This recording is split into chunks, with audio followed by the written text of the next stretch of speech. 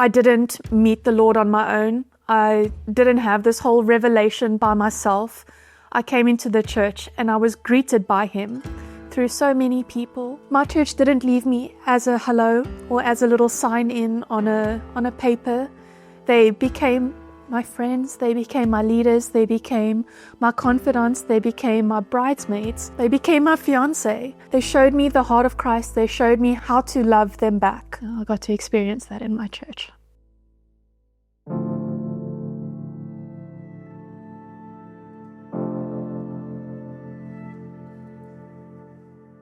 So, beginning of my journey, I was very, very alone. I just got out of a very sore relationship. I didn't have any friends. There was no one I could call on the phone even to go for coffee. There was no reaching out. There was just me in the apartment with my 2 animals, not living with my family.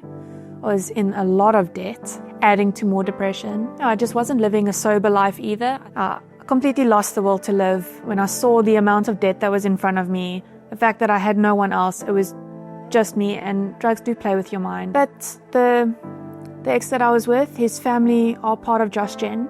I think without them, I wouldn't be where I was. When they found out what happened, they continued to reach out to me. If I didn't answer the phone, they would show up at the house.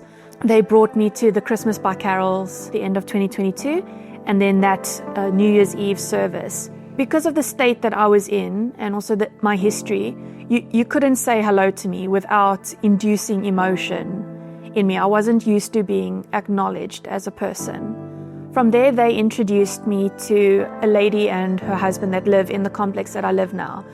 And we thought that we could be quick friends, so she gave me her number. And then at the New Year's service, this was Kiara. She came and she tapped me on the shoulder, pulled me out right before the countdown started, and then spread my guts, told everything that was just happening in that time frame, overwhelmed her, and then she threw it back at me and she's like, I'm not going to leave you alone. Then her husband Matthew came down, he brought us communion, and then that moment just changed life for me. I think the next day she showed up at my house, but she was relentless in her pursuit of me. She gave me the purple book and she helped me work through it.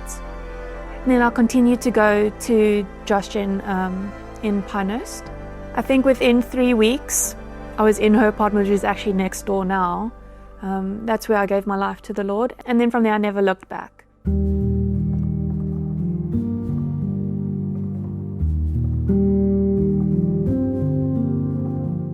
I got to know the Lord through just questioning. I think I went with her to community.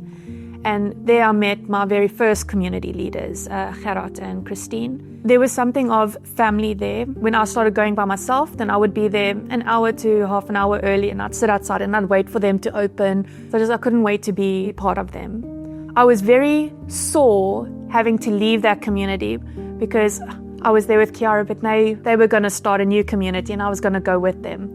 And I was excited to be with them, but my heart was so sore to leave that community. But that was the heart that Gerard and Christine put into that com. They absolutely loved us as parents, and I got baptized in their pool. So it was my first moving along in the church.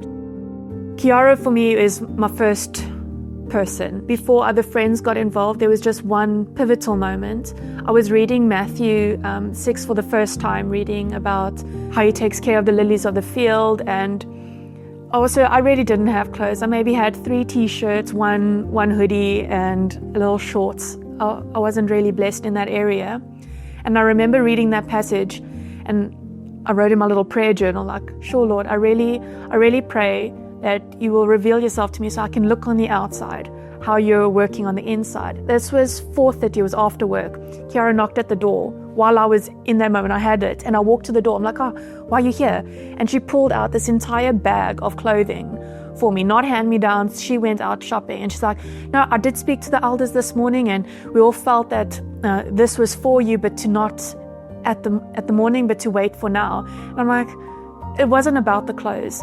That obedience followed through to, I prayed that in that moment, and that's when He opened that door for me. And that's why I say I'm clothed by the church. And when I say the church, I'm meaning all the different saints and leaders and people that I've spent time with. I'm not talking about just this one office of leaders at church. It was everyone that pulled in to just take me in. Henk and Teresa were my first elders. They were the ones that I met at Carols by Candlelight, and they would check in with me. They gave me couches. I hosted a worship night once in my previous apartment, and I didn't have any furniture. And I thought they were so funny. They would come in. They're like, "Oh, you're just moving." I'm like, "No, just poor." So I thought that was quite cool. And then they came, and I think that was one of the first times he played the guitar for our worship until his fingers bled. And it was so humbling that they would still come to my home. And then when they moved over to Pretoria, then Skalk and Ingrid became my new leaders, and I just became obsessed with them. I was with them all the time. I adored their children. I took ownership and heart of the sovereign king, and I understood that concept, and I gave myself to it. But I didn't grow up with the dad, so I also didn't understand really that the father heart is different. It's a different affection. It's a different way you can come to him and feel safe with him. And Skalk showed me what that heart is, and he taught me that beautiful father heart of the Lord. At this time, with accountability, I started to open up about what was actually happening in my finances and in my debt and how I was not making it. And when I shared that with them, I never really had a conversation with Kevin. Kevin is the father of our house. There would be brief interactions, but I always felt covered, but I couldn't explain why. Honestly, miraculously, within a year, that debt was cleared. I found out these elders were having meetings about me to protect me and to see areas that Demica needs a dad or a mom to step into. And they all did that. In the short space of a year and a half, my life went from already deep crying and deep torment to uncomfortable laughter. I think there's so many voice notes on jokes that I found funny and laughed at, and people held on to and received me well in. In interactions, I went from either being sworn at or shunned or disliked instantly to now loved too much and intrusively and kindly and sweetly and honoringly. I went from loneliness and isolation to now my phone doesn't stop, my door doesn't stop opening, my birthdays are overflowing with people and fun and love and home dinners and breakfasts and lunches and phone calls and coffees and cakes. And it's not about the things. It's not about the things, it's about the time spent with the people. It's about being acknowledged when I walked into church.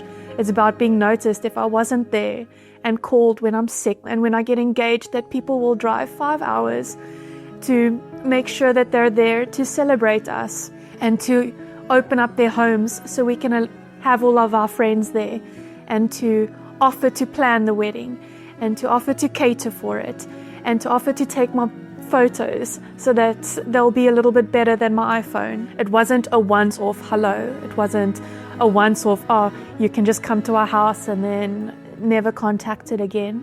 It was continuous, and what I've experienced, I really hold true to paying it forward. So how I was welcome in for coffee, I welcome in for coffee. How I had a place at people's tables, I don't have a table, but I have couches, I have cushions, I have little stools, I have camping chairs, I have a seat. And in the church, that is really where I learned it's not just a private faith you hold in your heart. It is physical, it is community, it is friendships, it's everyday life, on including people in yours and you implanting yourself in theirs.